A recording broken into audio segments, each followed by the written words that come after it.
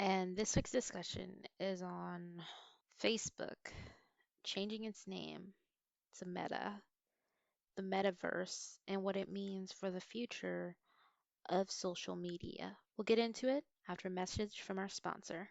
If you're worried about the future, you're not the only one. Right now, there's an overwhelming surge of Americans who are stocking up on emergency food. Should you be one of them?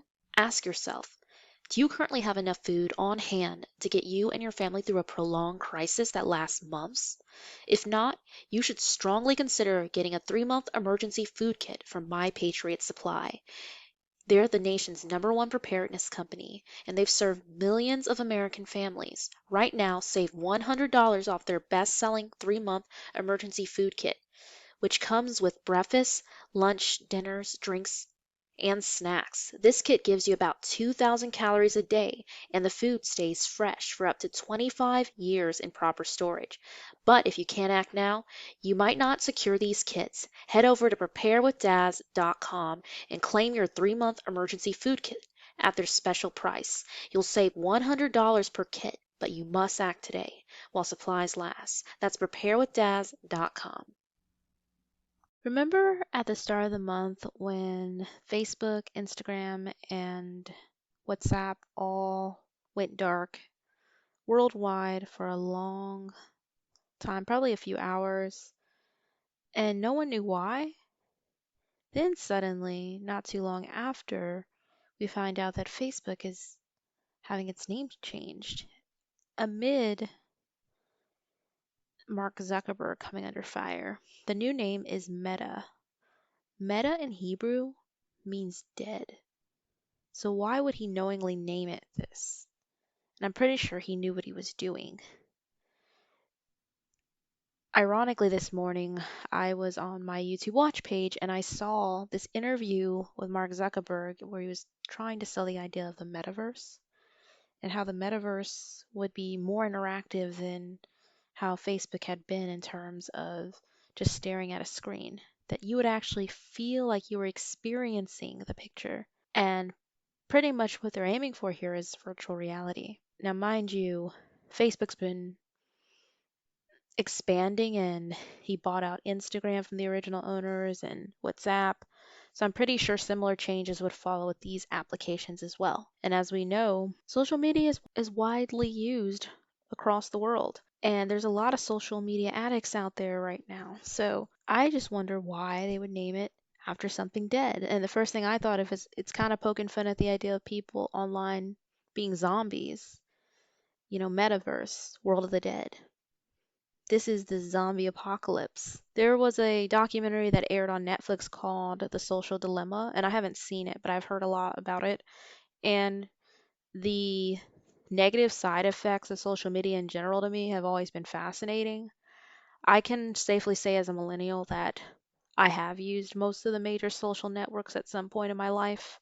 And when I was a lot younger, like in my early 20s and teens, I would say it was more addictive because I had more free time and I was bored, so it was a nice way to pass time. Plus, I wanted to keep up with my peers.